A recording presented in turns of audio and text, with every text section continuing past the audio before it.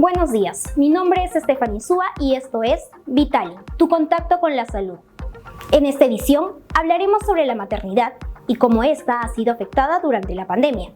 Para ello hemos preparado un informe especial en donde contaremos con la participación de expertos que nos ampliarán con su conocimiento sobre el tema. Además resolverán algunas dudas.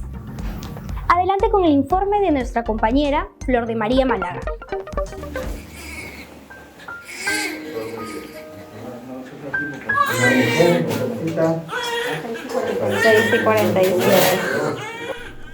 La pandemia cambió por completo la escena más feliz de la vida de Carla.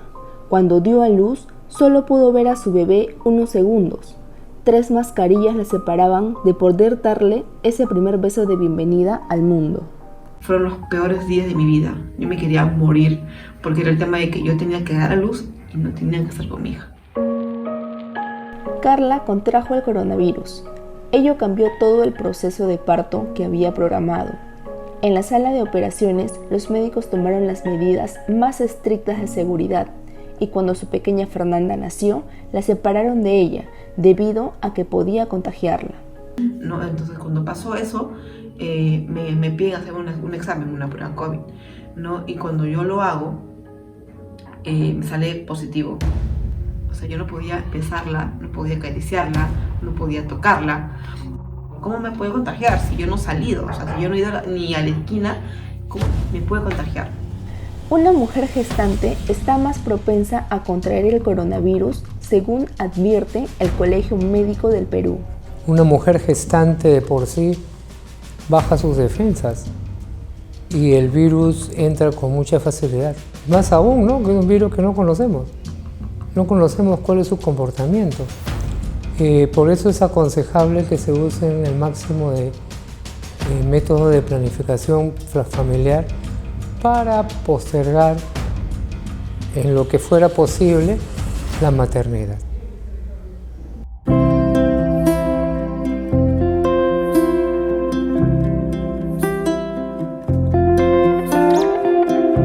Y justo cuando llegó la pandemia, pues nos quedamos pues como que en shock porque todo era incierto, no sabíamos si seguir con este avance o detenernos. Cristina Ortega llevaba 8 años en tratamientos de fertilidad. Cuando empezó la pandemia, tuvo que poner un alto a su sueño de ser madre. Mi esposo y yo tenemos más de 8 años de casados y en los 3 primeros años que nos encontramos ya casados en nuestra casa, en nuestro hogar, pues vimos que no podíamos ser padres. Hemos seguido diferentes análisis, nos han sacado análisis de sangre, análisis de hormonas, de tiroides, diferentes tipos de exámenes y hemos ya avanzado un 80% ya en este proceso. Ella se aferra a la esperanza para no caer en la tristeza. En la misma situación estarían las más de 600.000 de mujeres que llevan a cabo procedimientos de fertilidad en la región cada año, según la Red Latinoamericana de Reproducción Asistida. Dentro de mi casa hay un cuadro que he puesto que dice Esperanza Mía. Es un cuadro que siempre me recuerda la esperanza que tengo en el Señor, en que en el tiempo y en su voluntad voy a poder ser madre. La maternidad en tiempos de pandemia ha traído muchos cuestionamientos, entre ellos si el bebé puede contraer el virus a través de la lactancia en caso la madre esté infectada. Muchísimo. Me metí a todas las páginas posibles y me leí todo lo que podía acerca de la lactancia materna, acerca de cómo crear un bebé en ese tiempo y aprendí bastante, ¿no? Porque lastimosamente a veces la mala información hace que uno se vuelva paranoica también. No hay estudio científico que se haya demostrado que el virus se transmita de forma vertical de madre a hijo, pero las cifras demuestran que el 40% de madres que han dado a luz en el Instituto Nacional Materno Perinatal han contagiado a sus bebés. Yo estaría preguntándome también, ¿no? ¿Cómo le transmito a mi bebé si yo lo amamanto? Sería por la leche. Y la leche no contiene el virus. Un poco también refiriendo, ¿no? Cuando una madre es tuberculosa, recibe tratamiento, pone su mascarilla y ella amamanta. la única contraindicación para amamantar es por el virus del VIH, que la lactancia continúa, que el ser COVID positivo no está contraindicado en la lactancia, ¿no? Que es un derecho del niño o de la criatura al nacer. Los especialistas señalan que un eventual contagio debiera darse a través del líquido amniótico que rodea al feto. Es que no han hecho el estudio hasta ahora.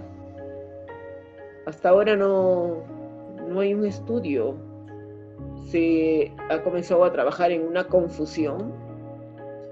Recién los protocolos se han ido armando al caminar, al correr prácticamente, ¿no? Y estudio así de decir de un líquido amniótico se tendría que coger casos, ¿no? Y no, hasta agosto, que yo sepa, y a la fecha que va a pasar un mes, no hay un estudio. Habría que hacer un estudio sí del líquido amniótico. La incertidumbre puede conllevar a que las mujeres gestantes eviten acercarse a los hospitales. Hay que tener extremo cuidado con la automedicación por COVID. La mujer gestante no tome medicinas, mucho menos si no están indicadas por un médico. Si las toma, se tiene que evaluar el riesgo-beneficio. Tiene que cumplir, como toda mujer que no ha estado en tiempo de pandemia, con el control prenatal adecuado, hecho por un profesional de salud competente. Aunque el coronavirus ha cambiado nuestros planes y forma de vida, lo importante es tener calma y confiar en Dios. Tranquilidad, mucha paciencia. Que tengan esperanza, que nunca pierdan la fe. Hay un versículo que me gusta mucho y me aferro mucho a la palabra de Dios que dice: ¿por qué te abates, oh alma mía? ¿Por qué te turbas dentro de mí? Espera en Dios porque he de alabarle. Esperanza mía y castillo mío, mi Dios en quien confiar. La pandemia pasará. Por ahora debemos enfocarnos en seguir las medidas preventivas. En el caso de las madres y futuras mamás, disfrutar de esta etapa de su vida y que el coronavirus no opaque su felicidad.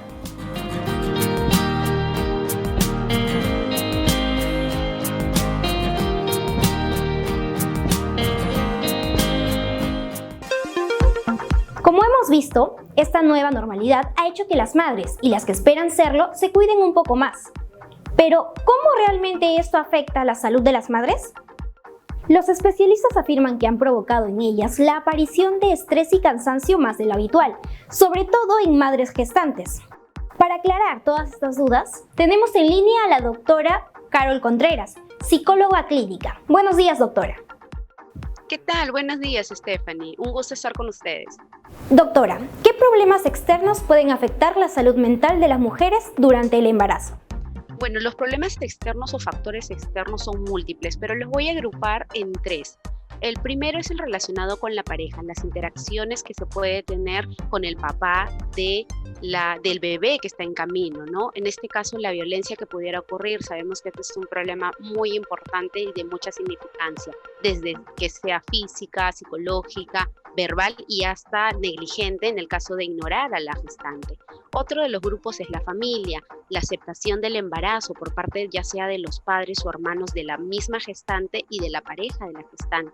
Asimismo, la enfermedad de los familiares, el hecho de que haya comorbilidad, es decir, que de repente el papá o la mamá de la gestante padezcan de cáncer, padezcan de diabetes mellitus, por así decirlo. Entonces son enfermedades que van a traer consigo mismas problemas psicológicos para el enfermo y a la vez para la gestante por la preocupación que implica ello. Y por último, la sociedad, ¿no? Incertidumbre en los temas de economía, de trabajo, los problemas psicosociales, la violencia, la delincuencia, todo lo que ya hemos conocido y vemos día a día. Entonces, todos estos problemas definitivamente van a afectar la etapa de embarazo en términos psicológicos. Y para las madres que nos están viendo, ¿qué servicios de salud psicológica se les puede brindar dentro del Perú? Bueno, el Ministerio de Salud trabaja por diferentes ramas. En este caso incluyen 2 consultas y referencia a la especialidad de psicología. ¿Para qué? Para que hagamos detención y evaluación temprana del riesgo en salud mental. Estamos hablando de descubrir, el psicólogo está encargado de descubrir qué problemas psicológicos hubieran, tanto en el historial de la gestante como de la familia que la rodea. Asimismo, en la intervención, ya sea de forma psicoterapéutica o intervención breve y en crisis, para evitar que ocurran mayores problemas o de repente hasta la pérdida del feto en este caso. En el caso, por ejemplo, una madre esté infectada de COVID, ¿esto afectaría su salud mental? Por supuesto, Stephanie. Definitivamente la elevación del estrés por la preocupación de que se contagie el bebé, ya sea en etapa temprana, es decir, en gestación o cuando el bebé ya ha nacido, es una latente que preocupa a la madre, valga la redundancia, y a la vez va a generar que los niveles de ansiedad también se disparen, tenga o no este trastorno la mamá. Entonces es muy importante que tengamos que evaluar este tipo de casos. Dada la coyuntura que vivimos, ¿cómo afectarían las noticias a las madres gestantes y sobre todo a las madres que tienen niños en casa? Bueno, en este caso las noticias tienen que ver con la percepción que tenga la gestante o las madres en general. Es decir, algunas personas tienden a adaptarse a las noticias aparentemente negativas. Es decir, si es que hubiera noticias de muchas muertes en el caso de COVID por niños, algunas de las madres van a elevar sus niveles de ansiedad, van a tener preocupaciones excesivas, alteraciones del sueño, la tensión muscular. Todas estas complicaciones obstétricas pueden llegar, como le había mencionado antes, a un aborto espontáneo. Y o también a las personas, a las mamás que ya tienen sus bebés en sus brazos, puede retrasar el vínculo materno, ¿no? El que es madre-hijo, esa relación que pueden tener por esta sobrepreocupación de estas noticias, por percibirlas negativas. Muchas gracias por responder nuestras dudas, doctora. Ahora quisiera invitarla a responder algunas otras dudas de nuestro público que ha mandado sus videos a través del WhatsApp. Claro. Doctora, desde que empezó la pandemia he estado ansiosa. No puedo dormir y estoy preocupada. ¿Qué debo de hacer? Muy bien. Lo primero que se recomienda es que empecemos a analizar cuáles son estas preocupaciones. Es decir, vamos a tomar en cuenta los pensamientos repetitivos que tenemos. Después de ello, lo que les puede ayudar muchísimo es regular la respiración. Recordemos que la respiración no solo es para vivir, sino también ayuda mucho a la relajación. En el caso o en los términos psicoterapéuticos, hablamos de la relajación sistemática. Pero en casa, brevemente, ustedes pueden practicar una respiración en la que inhalan por la nariz 5 segundos, guardan el aire 7 segundos y exhalan. Hacen esta repetición del ejercicio todas las veces que sean necesarias hasta que ustedes empiecen a tener un estado normal o tranquilo. Entonces, esto te va a ayudar. Si es que ves que estos signos y síntomas permanecen por 1 mes, 2 meses, entonces tienes que acudir al servicio de psicología de forma particular. Doctora, he notado que se me cae mucho el cabello. ¿Esto tiene algo que ver con la preocupación que tengo acerca de la pandemia y de poder contagiar a mi familia? Definitivamente hay relación. Los grados de estrés o los niveles altos de estrés van a generar la alopecia en muchos de los casos. Sin embargo, tienen que tomar en cuenta que la caída del cabello tiene que ver también con otros factores, desde los hormonales o desde de repente factores genéticos, ¿no? Por la edad y múltiples factores. Entonces hay que ir determinando cuál de ellos es. Sí tiene relación, pero podemos determinar si es que hubiera otros factores que también están generando esta alopecia. Doctora, ¿el miedo y la ansiedad en la pandemia puede afectar mi embarazo? Sí, por supuesto. De todas maneras, el proceso de adaptación que tiene cada persona es diferente y ante situaciones de peligro, de miedo, el cuerpo va a reaccionar de forma física y psicológica. Entonces hay que generar que este miedo, hay que tratar de entender este miedo, ir con los profesionales para que no terminemos en un aborto espontáneo que sería lo peor y lo no esperado, o en todo caso poder evitar estas preocupaciones excesivas o algunas alteraciones que puedan haber de forma física. Entonces, definitivamente, el miedo y la ansiedad van a afectar el embarazo de la gestante. Doctora, buenas tardes. Quiero hacer una consulta. Es difícil para mí acostarme y tener sueño. ¿Usted me puede dar unos consejos o apoyar o es por este problema que estamos pasando? Bueno, en ese caso, para mejorar el sueño, hay que hacer una higiene del sueño. Después de la respiración que les comenté anteriormente, la higiene del sueño tiene que ver con preparar el momento del sueño, desde el hecho de tomar alguna bebida caliente relajante como un mate natural, hasta el proceso de ir a la cama, a qué hora me voy a acostar, qué pensamientos positivos voy a tener antes de dormir, qué evaluación del día voy a tener y qué pensamientos van a llevarme a conciliar este sueño. De repente podemos ayudarnos hasta con música. Entonces, esta higiene del sueño tiene que ver con este momento primordial y el inicio del momento de dormir. Eso es importante. Y hablando un poquito del tema de depresión o de repente de la tristeza excesiva, podemos ayudarnos mucho reconociendo las emociones. Recordemos que las emociones no son malas. Las emociones las pasamos todos y la tristeza es una de ellas por la que pasamos a lo largo de nuestra vida. Entonces, reconocerlas, validarlas y a la vez expresarlas. El hecho de expresar una emoción va a generar la ayuda terapéutica personal, la aceptación. Pues obviamente, como ya lo mencioné, si persisten los signos y síntomas, hay que asistir al especialista. Bueno, muy agradecida, doctora, que haya absuelto todas nuestras dudas y que de estas hayan sido un aporte para todo nuestro público. Gracias, Stephanie. Ahora nos vamos hacia el Cercado de Lima con nuestra reportera Lina, que nos trae información importante. Buenos días, Stephanie. Nos encontramos acá con la señora Karina, bueno, en la casa de la señora Karina, que podemos en estos momentos ver que ella está recibiendo sus clases de psicoprofilaxis. Pues ella tiene 5 meses de embarazo, así como ella, pues hay muchas mamás que se han visto afectadas por la situación que estamos viviendo, ¿no? De la pandemia. Y pues podemos observar acá a la señora Karina que ella está recibiendo su clase de psicoprofilaxis, porque normalmente estas clases antes pues se podía recibir de forma presencial, pero debido a la situación que estamos viviendo, pues todos nos estamos adaptando, ¿no? Y aprovechamos, bueno, vamos a interrumpir la clase de la señora Karina y pues vamos a aprovechar para hacerle una pregunta de cómo ella está llevando estos talleres, ¿no?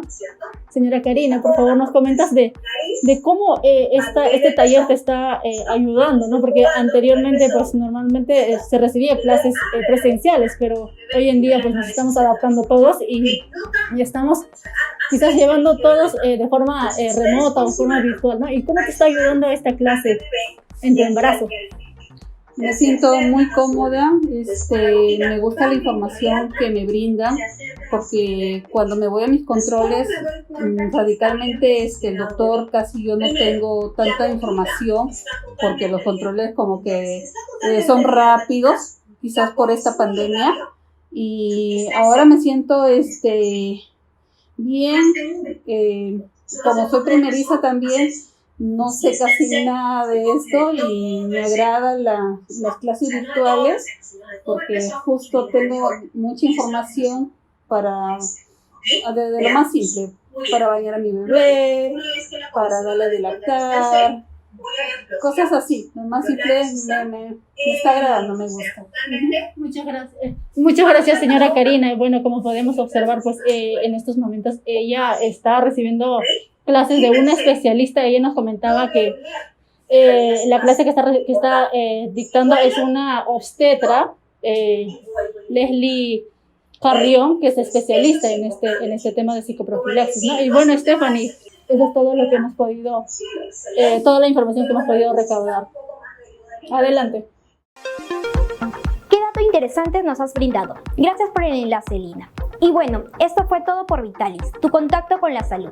Mi nombre es Stephanie Insúa y nos volveremos a encontrar en la próxima edición. Hasta entonces.